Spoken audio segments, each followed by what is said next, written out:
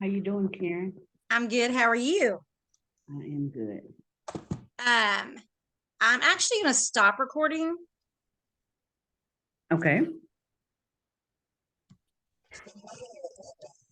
Okay, now we're back.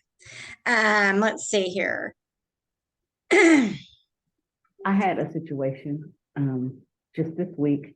I had asked an agent to get some numbers for me, some comps, and I thought that I could trust the agent because that's what they do.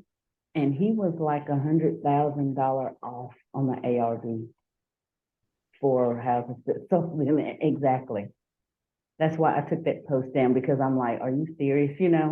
I mean, because I've had to call agents before and, that's what they do, right? And So are I you got, trying the one you were trying to wholesale? yes. So did you cancel the contract? Well, now the owner is backing out of it. He said he wants 300, 295, but I was talking him down to like 240, Uh-huh. 250, and that was when the ARV was 400. But if the Mm. ARV is only 300, you know, and there was an agent So involved, so this we was this going through the realtor, agent. It was just a bad situation. how were they so Um, far off? Does he's in Tyler, and the area, Gun Barrel City, happens to be on the Dallas MLS. So when I found out that he didn't have the right numbers, I called him and I said, "What's the deal?" I said, "I thought you had MLS, whatever." And he explained that that area is not, he doesn't have access to it because he's in the Tyler, so how did he just because he knew of a house that's on the road. And that house was 400, but it was, uh, it had more bedrooms and it was updated all the way, whereas this house isn't quite as updated. So, and this other house, 400,000, was on the lake. And this house is lake view, not actually lakefront. ah well that's that he's an idiot then because those are the key things that you've got to make sure when you're comparing comps that you're comparing apples to apples, not apples to turnips. And I am and I had two or three people that were serious. One lady even went by the house to take a look at it and everything. She was on board, but um, those numbers weren't working, and it was because the numbers were wrong. And I just learned a very valuable lesson. Very, very valuable. Always run your own numbers. Then why even Which is bother that's and calling that's an agent then? I yeah, mean, yeah. So ha, number one, if you ever get one in the Dallas area that's not on the MLS, I have access to the Dallas, Fort Worth. The interest is what it's called, North Texas REI system, something like that. mhm. So I have access to a lot of stuff up here in North Texas. I don't even know where Gun Barrel City is. I want to say it's north, but whatever. So you canceled your contract, or you just took your post down, I or just you're took my post negotiating? down. Okay, so you're negotiating. Well, I was, but I want to get the agent out of it because it's off the market, but it was listed for about a month and then he took it off. Uh, the agent isn't working for him. He's just in the middle. So I'm trying to get, I want to talk to the actual owner and not go through the agent, but the agent is holding it hostage right now. So I'm thinking I just may need to back out of this one. Yeah, just back out. There are too many other deals for you to be, just like we discussed with the other lady. I won't mention her name, but time wasters are time wasters, and there's always in their deal. So, Right. number one, don't bring me a deal unless you have it in contract to your wholesalers. Don't bring me a deal unless you have it under contract. But number two, make sure you learned a lesson, and that's not to say that he didn't learn a lesson. Also, but he should be. You need to let him know. Like, look, next time I am asking you to run comps on something, if you need to be honest with me and say, oh, I don't have that's not in my MLS. so that I can find somebody else, because you might as well pull it up on Propelio or, one of the Prop Stream or whatever, one of the free sites. You probably could have got better than that. And exactly. By the way, how did you miss the fact that this one is lakefront and this one has a lake view? That's a big, like, you shouldn't be teaching your realtor how to run the comps. But I will tell you this.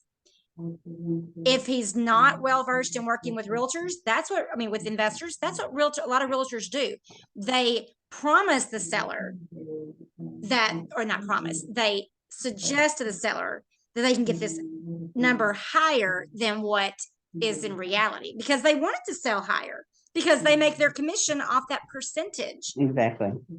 And it's no skin off their back if they start high and then it doesn't have showings or doesn't sell, doesn't get traction, so they drop the price down because they could have got this up here. So it's no skin off their back. But for the seller, that's when you start becoming motivated. And now you're motivated. And you didn't want to be motivated. You wanted to get the most you could for your house. But then your realtor told you could get this much. And in reality, you could only get this much. And then it sits there and then it loses traction. And now you're down here, and now people are going to even lowball you even more.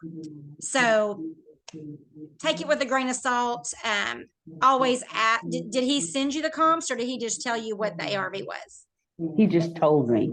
And next time I know to ask for the analysis.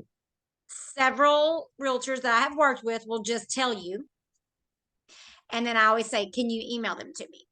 Now, the thing with them emailing me the comps is I can't look through the pictures easily. So if I have access, I would actually go in and pull two. I want to report what they call the CMA, and that gives me all my numbers at a glance. But I also want the detail view that has pictures I can go through. If they won't send you that, then I have to look it up on Zillow and then or Realtor.com or whatever, and go in and look at the condition of the property.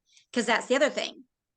If they're not used to working with investors, maybe they're looking at properties that still need work, or properties that haven't been fixed up completely, or are they looking at the ones that have been fixed up?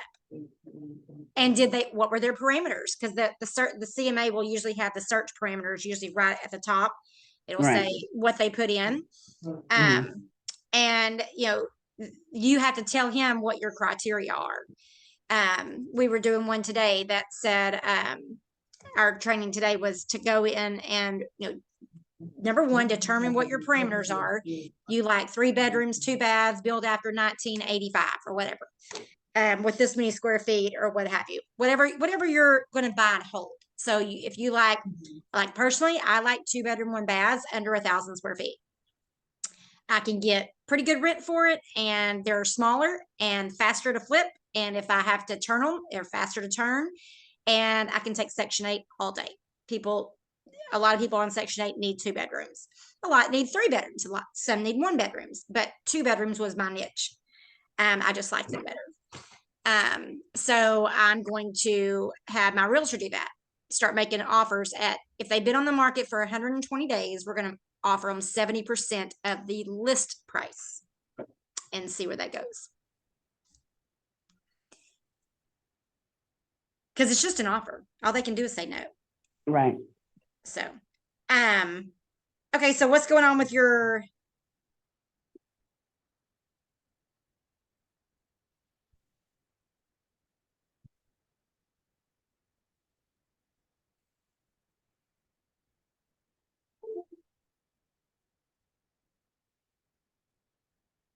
Sorry, I'm answering Nina's question about our training we just finished. I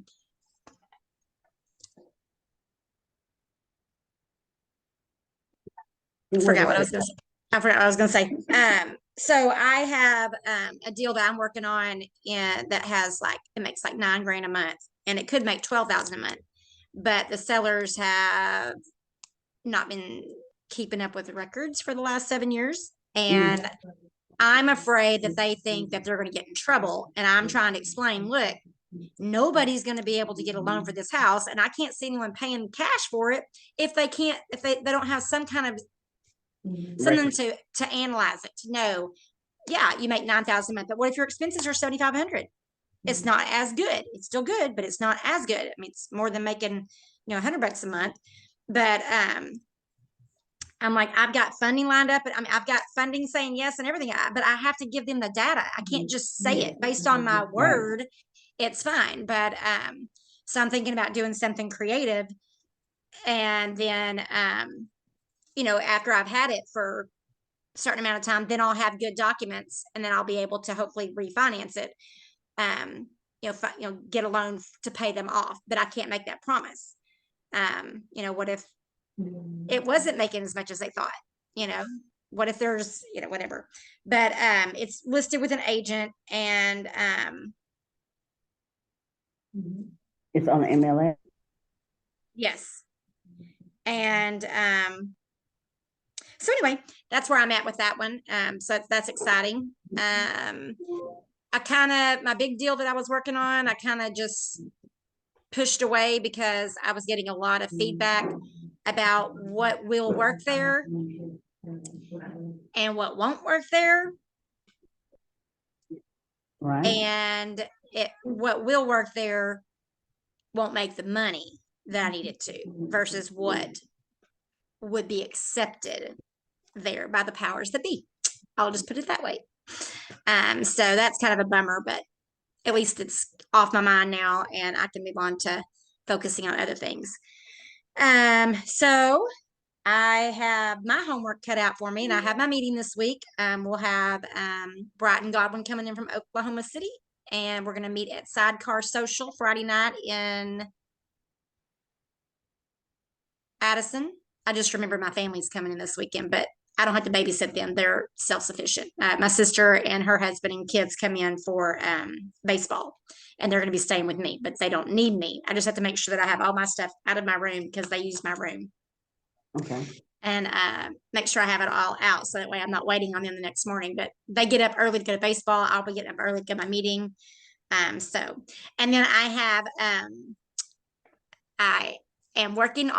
have made a major breakthrough with my CRM. So I may be able to start offering that to the masses again. I had to stop because I was being really picky on who I was working with, because it was taking me 2 months. It took me about 2 weeks to get it all set up, and then a week to kind of test it, and then a month to fine tune it. And then I would, release them I was done. And it just, that time, the price that I was charging was just not enough. And so I raised my prices and raised my prices and raised my prices. And I just got to where I just didn't really enjoy it. I didn't like the headaches of working with the investors because they were typically not really wanting the help of a CRM, the help that a CRM can provide. They just wanted me to do it for them. And I'm not doing that. So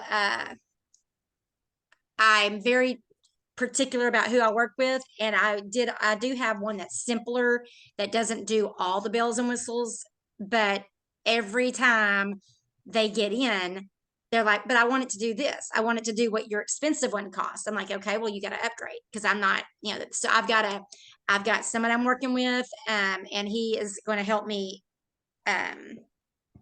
basically. So it takes me out of that part, because when I get in there doing it, I get all excited and I start adding other stuff and other stuff and other stuff. But we got the time it takes to set it up scaled way back. And I think by having me I've designed it. I'm just going to have him install it. And that will really, it'll be special.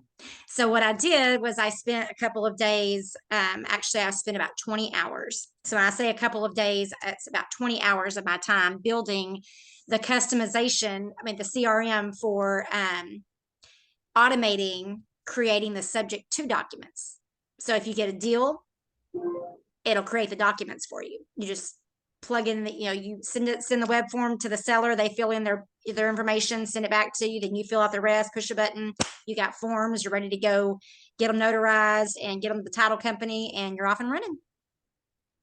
So we're going to be offering that at the sub 2 meeting. We just have to figure out how much we're going to charge. So, and don't worry, you've been there before. So previous students are going to have an opportunity to get it even cheaper and do some beta tests for me before we get into, because I was freaking out. I was like, what if, typically you get like 30% of sales. So if we have, for example, 100 people at one and 30 people buy it, I didn't have 30 months to set up a CRM. You know what I'm saying? Mm-hmm. So I'm pretty excited about that because I know that you and I talked about wanting to talk about a CRM, and some of the people up in Oklahoma City have also. So it's not something that I could offer to anybody that was affordable, and I needed a really simple one that can be added to later if they want to upgrade later. So I figured it out. Now I just have to make it. Wow. Which means just going into what I currently have and just turning off all those options, the things that were making it so complicated and time consuming. So, but anyway, I'm excited about that. And then I'm also going to be working on one for land trust that if they get the one in December, then they come to land trust in May and they want to add that one, I can just add it to it. But then if they are coming to land trust and they also want to get sub 2, then I can add that to theirs. Does that make sense? Yes. Like the whole package. Okay. Like they can buy one or the other. Okay. But I don't want to offer the land trust to anyone. So I don't want to offer, I'm sorry, that back up. If they come to land trust and they have previously went to the training for sub 2, I don't want to offer someone the app that hasn't been to the training, because then they don't know what in the heck they're doing. And that could, that could cause some problems. So the requirements for them to even have access to the app or to the workspace or to get a workspace is they have to have been to that training. Gotcha.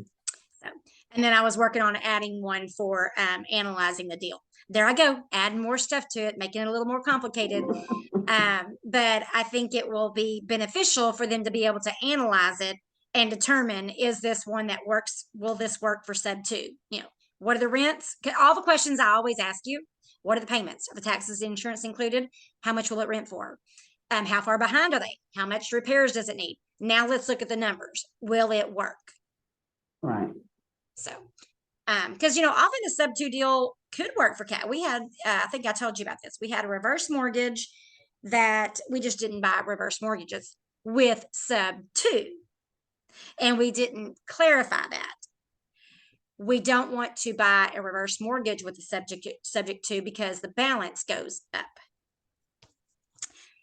And there's other reasons, but that's the most reason that there's not a monthly payment. So therefore their balance of how much they got to pay back goes up because they're paid monthly, or they're paid and then they only have to pay back, like, I don't remember how it works, but there's a lot of different ways it's set up. But anyway, one called and they wanted to sell us a property and the note was $12,000 and it had a reverse mortgage. But there were 2 properties and 3 units. So there was a duplex and then a single family right beside it. So 3 properties, 2 were rented, 1 was vacant, and it was $12,000. And they wanted 17 or 20, 25, whatever. So we offered to take it over subject to. And we were going to pay them out the rest monthly, the difference. But we never did anything with it because someone saw that it was a reverse mortgage and they didn't pursue it. And when they called back again, or by the time we got it closed, maybe that's what it was. Maybe we just like drug our feet and they saw it was a reverse mortgage, so they didn't really worry about it. By the time we got it to the closing table, they owed $17,000. So we lost $5,000 right there just because, well, we didn't, the seller did. But because the proceeds of the $25,000 had to go to the 17 for the bank loan. And then the seller only got what was left. So that was kind of a screw up on our part. Mistakes happen, but that's when I had to stop my team and say, hey, just because it says reverse mortgage doesn't mean we don't want to look at it. We still might want to look at it if they're motivated enough to sell for the balance. but that balance goes up each month. So let's get it looked at and analyzed quickly. And so anyway, I wonder how short sales work with reverse mortgage. I don't remember if we talked about that with John Culbertson. Let me see if I have notes in here about that one. Have you been to one of John Culbertson's meetings yet on short sales? No, I haven't. I forgot to make any notes today.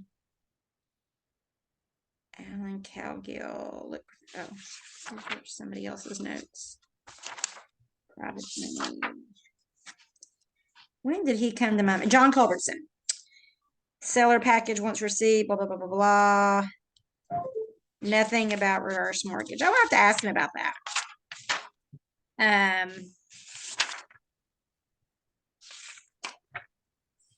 Man, I need to have Wade Cricken come back again. His presentation was just really, but I want him to focus more on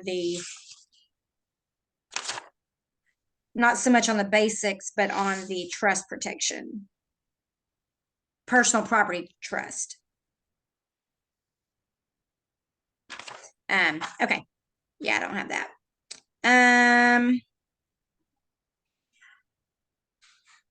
Okay. Anything else you got going on or anything you need help with? No. When we get off here, I can give you a call.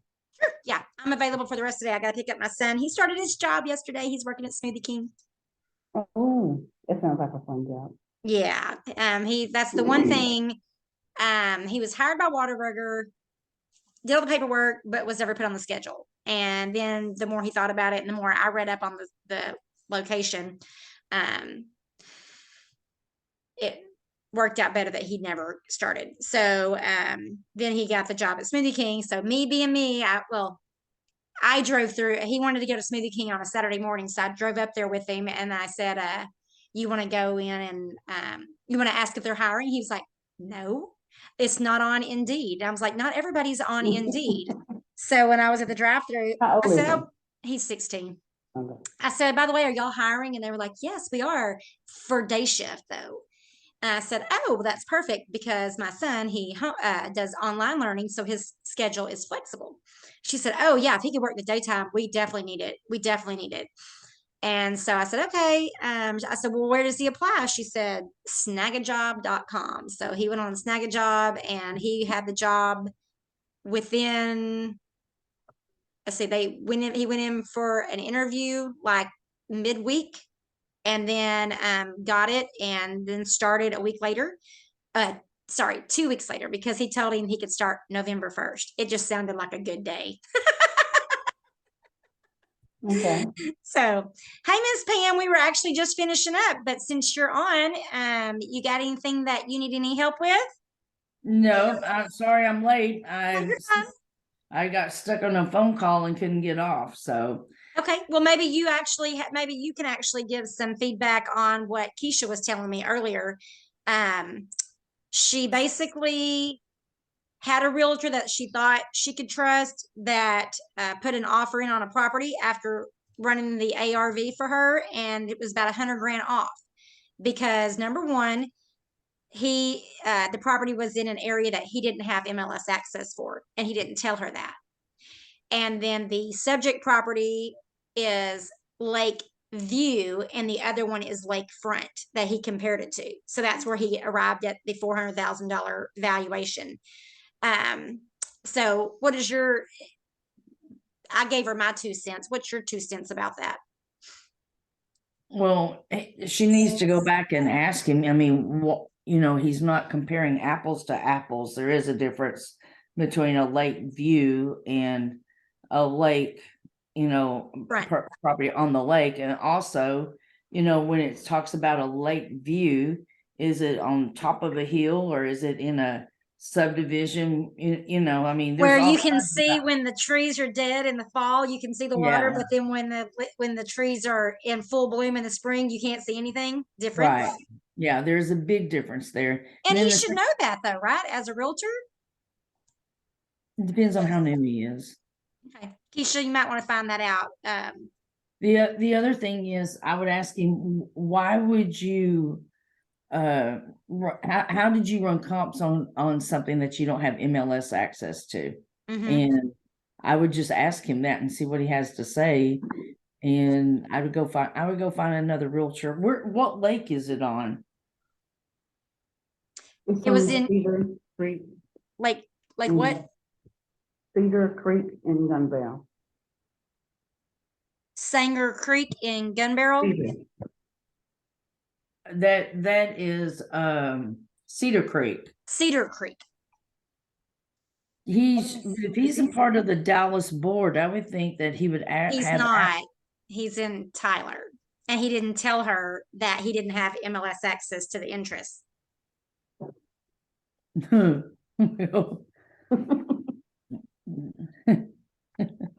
I think I need to find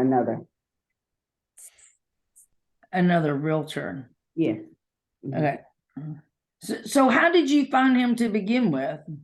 He sold me my house 7 years ago. Does he already work with investors, or were you the first one? He said that he does, and he's the one that sent me the house. I mean, it came from him. Oh, and it's off market. Yes. And so he's kind of holding it hostage, and she wants to talk directly with the seller, but they're in negotiations now. Who is there in negotiations? Keisha and the seller, but the realtor is between them. So did you sign an intermediary relationship agreement, Keisha? No. Well, whether he likes it or not, because you are a past client, you are actually, I mean, that's an intermediary. I know that it may be off market, but he's acting as a realtor. Unless he disclosed to you up front that he is not acting as a realtor, that he is acting as a wholesaler, he is really acting as a real estate agent. He's going to argue with you and tell you that you're not, but because you are a past client, yes, he is. He's acting as my agent. You can actually report him to TREC, and he would be in trouble. And even this way, I mean, I don't suggest that, but he needs to understand that. I mean, if he did not come up, I mean, here's how the transaction should have said, hey, Keisha, you contacted me and said that you're wanting to buy investment properties. I came across this property, but before we get started, I need you to understand and sign this document that I am not representing you as a real estate client. I'm just giving you this information. And I am actually like wholesaling this property to you from the seller. Well, he didn't do that. Well, that's what he should have done. I mean, he that is a disclosure. He's a real estate agent with the license, and that's the proper language that he should have given you. And he should be doing that with the seller on the other end. Hey, Mr. Seller, I want to let you know I am a licensed real estate broker here in Texas, but I am not doing this as a I'm not representing you to sell your property. I am representing you to sell your interest, your equity that you have in this property. Therefore, I'm acting on behalf as a wholesaler and not as a real estate agent. And if he did not have that conversation with the seller, that seller can turn him into TREC as well. Now, if he doesn't have it under contract, he's not really wholesaling it. He's a realtor offering an off-market property. So would that be the same exact thing though? As far, because I'm not a realtor.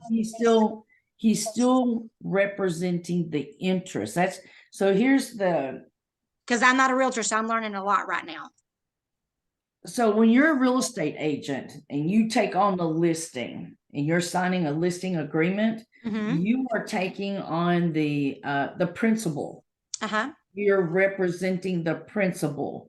Okay. When you're a wholesaler and okay, so Karen, you want to sell your property. We've come to an agreement that you want to sell your car for 25,000. Okay. Now I'm going to call Keisha. Okay. And you and I have agreed that you want to sell, let's make it a house, that you want to sell your house to me for 25,000. Okay. Now I'm going to take the equity that you are, I'm going to take it and I'm going to wholesale it to Keisha for 30,000 and I'm going to make 5,000. But what I'm doing is I'm selling the equity. Equitable interest. Okay. Yes, the equitable interest, not the property. So if you're doing that as a realtor, you actually have to have that intermediary agreement that says, yes, I have a property that I'm looking to buy or sell to you, whether it be with each one, and I'm not acting as a realtor in this case, but I am representing your equitable interest. Okay. Yep. And, see, I've never done anything with that off-market property from a realtor. So the other thing is, because Keisha is a past client, whether he agreed, right? Hey, Keisha, I need you to understand, when I sold you your house, you were actually you were actually a client back then. You're not a customer. Today, because I'm selling and representing the equity in this house, you are just a customer. You're not a client of mine. And I need you to understand that. I don't represent you and I don't represent the seller. I'm representing myself and selling the equitable interest in this property. And this is the reason why, like in Oklahoma, they all have to have license. That's where it's going to go to in Texas, is because like this guy, he doesn't, and he's a realtor and he should know. Well, he's going to have a license. But as a realtor, you have a different set of standards than a wholesaler in Texas. Well, you shouldn't, but yes. Yeah. You have, sorry, not standards. You have a different set of rules. Like you have to use this contract. You have to do certain things. There are certain things that you have to do. You have to disclose, I'm a realtor. Like if you're buying an investment property for yourself and you're a realtor, you have to disclose, I am a realtor and I am not acting on your part, but I want to buy this property for myself as an investment property. And you have to disclose that. Yes. And you have to have that. You have to have that on all your marketing that you send out. If you send out a postcard, you got to have that on there. Because if you're looking you don't have to have it on there if you're sending out postcards that you're just buying investment properties. Okay, because is that the word you have to say? I'm not soliciting your bid, because the problem is that they have it listed and you send them a postcard and they think you're soliciting to sell their house, then you can get in trouble because it's listed with another realtor and you're trying to steal their business. That's why you have to have that disclosure, right? Or because I know with Tim, he had to have a certain disclosure on his marketing pieces, like his postcards. Had to add that, and it has to be on the bottom of your emails and all that stuff. So I was like, I'll send it out for you without it. Put my name. Right. If I'm going to be taking your calls and you're just going to be the one closing the deals, then buying the properties, then we bypass all that. So, okay. What have you got? What do you got going on over there, Pam? Anything big? You talking about problems or what? That's what I was dealing with. I had to tell a male agent. I got very hateful with him yesterday. I don't like being hateful, but sometimes you just have to be hateful. That was one of my regular real estate deals. Well, I've got two. So see, I rehab houses and we put them on the market to sell. So I have to put in there and on my marketing that, yes, I am the owner of this property and I do real estate investments. So it's a pain in my ass sometimes. Right. So, okay. Well, how many be very careful when you're buying rural property right now, especially in the out, especially counties that don't have everything on record, like Wise County, where I live, they're Yeah. very bad. It's very bad at the moment. Is it bad because nobody's wanting to move there, or because of the appraisal process, or because people don't record when their family members have died? So back in the 1800s, I traded this land so you could live here.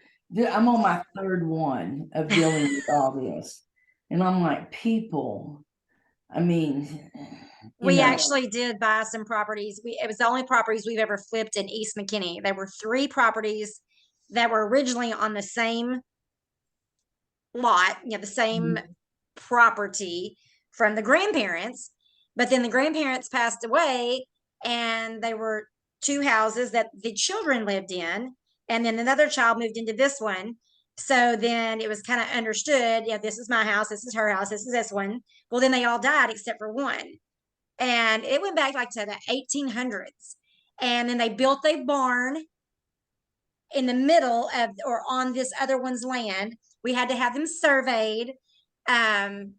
We were hoping to sell it to the same person, and we did, but they still had to have, their lender required them to have new surveys since the properties were divided since the last survey. So it was the thing. Survey companies are behind right now. So if you're dealing in a situation, you need a survey, you need to order a survey the minute it goes to the title company. Yeah.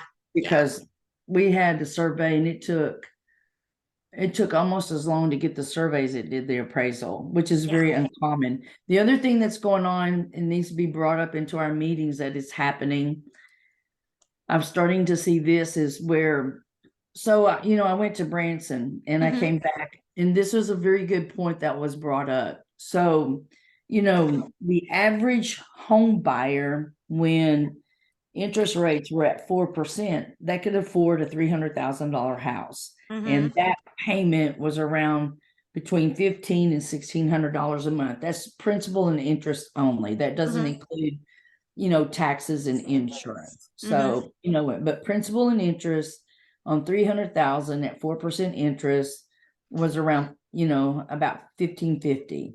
So now, interest rates are at 7, and they're talking about them going up to even 8.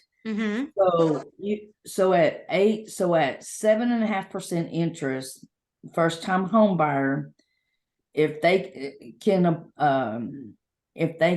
that's all they can afford is at $1,550, you are now looking at purchase prices at around $210,000.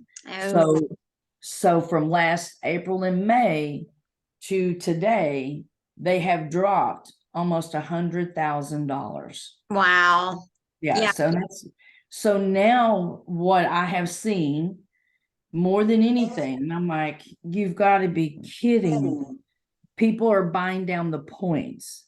So where we used to have seller contributions and seller assistance and all of this crap, now the buyers are going, okay, you want your 300,000? I'll give you your 300,000, but I want 14,000 to buy down the points so that I can afford it, down to 2 points. So I think every point right now is going around. That'd be a good question for Gabi, between $5,000 and $6,000. Wow. Yeah, I wish Gabi was on. She couldn't be on today. They were going to a meeting, so she was going to miss. They were going to, I can't remember what kind of meeting. So but that's quite a bit reduction, almost $100,000. Yeah. So their pool of properties that they could buy are shrunk way back. That's $100,000 is a big jump in price. And they're likely to kind of just sit where they're at and not. Well, it's going to be not so good neighborhoods, and the sellers out there. And it wouldn't be an upgrade, which is a lot of people move because they're upgrading, but some people are first time home buyers and they're ready to buy a house, and now they can't afford to buy that better house that. So, and I guess owner finance rates are going to be going up as well. Right. Well, here the trick is you better know a little bit about creative financing. That's where I see it going. Yeah, that's what I want to do. That's what I have a deal I'm working on, and I'm trying to get them to sell it to me with creative financing. I'm like, you don't have any records. Not only me, nobody else is going to be able to go and buy a property with no records. Give me what you know, and I'll make them. I mean, I got to make them. I'm like, I'm not the IRS. I'm not trying to get you in trouble for anything. I'm not with the government. I'm not with the banks. I just want to know how much that property is making and how much you're spending. And I haven't gotten it yet. So I'm like, call the electric company, water company, gas company, Wi-Fi, cable, whatever, lawn guy, and they'll give you a printout of how much you paid them over the last 2 years. Give it to me for the last 12 months. I'd like to have 2 years, but why don't you just ask them what do they want for it? Oh, I already know what they want for it. 300 grand. But are there rents or the owner financing? I mean, it's rents. It's a group home, and it makes 9,000 a month.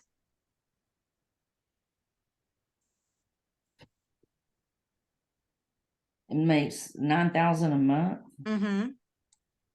But it's got like, for example, I tripped over an orange extension cord that was wired from the carport directly into the breaker box. So it's going to have some, the tenants are very happy, very happy. That's that would take, I need to break that down. But you don't know what the property taxes or the insurance is on the property?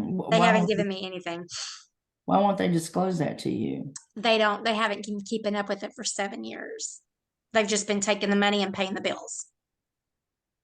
Maybe they don't have insurance on it. Maybe that's why they don't want to. I mean, but that's what I tell them. I'm like, I don't care what you're doing. I just have to know I need to know about the utilities. I need to know what the expenses are. Like how much. Have you gone into the CAD and checked the property taxes to see if they've been paid?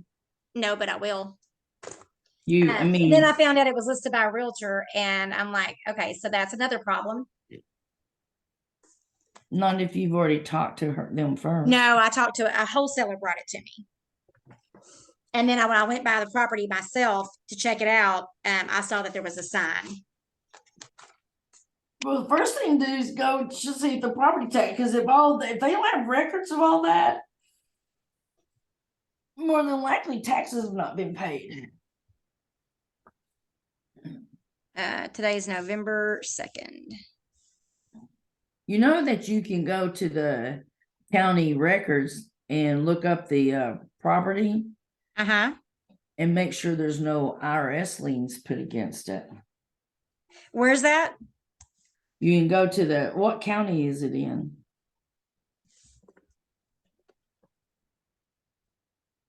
Tarrant. Yeah, go to tarrantcounty.com.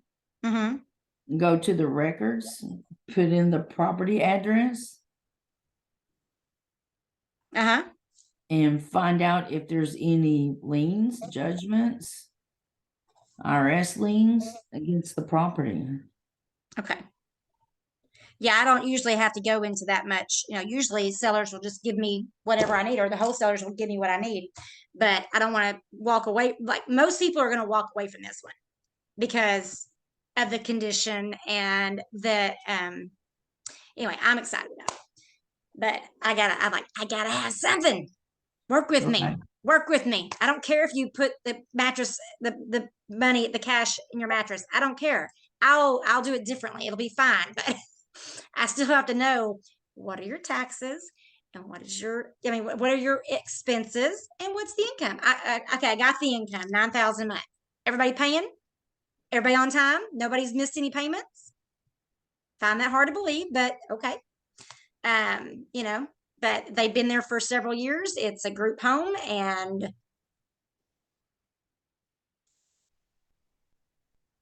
okay. But I still gotta know what your expenses are. Right. I'm like, I don't care if you pay somebody cash, and maybe somebody there gets $100 off a month rent, their rent each month if they mow the yard. I need to know that. So now the income is only $89.9, but what, $8,900. So I need to know that, and I'm okay with that. I'm good with even keeping it that way. I'll give him $100 off if I don't ever have to go out and mow that yard, but it needs to be mowed. Right. Because it was like a jungle in the back. The only little backyard was like a bad jungle. I didn't go through the whole thing, but anyway. And the tenants didn't ask, nothing needs to be repaired. They like it just fine. And I'm like, yeah, I'm like, I don't even know how you guys all get along. Like, I can't get along with my family for a whole weekend at the lake, much less live with 15 of them at one time.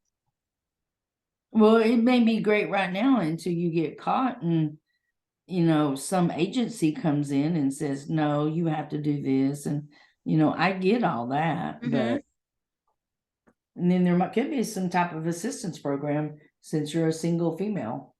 Ooh. Let my singleness work to my advantage again. Yes. We ain't got to answer to nobody. That's right. So, Keisha, I hope you're enjoying all this. He's just single too. I'm learning a lot. Oh, okay. If you guys don't have any more questions, I'm going to get off here and move on to my next meeting, which starts in about 10 minutes. And I'm going to. Sorry, I'm late. I'll try to be on time. Oh, you're fine. You're fine. Appreciate you joining us and talking to us. And yeah, we'll see you guys later. All right. Bye. Y'all have a good day. Bye-bye. You too.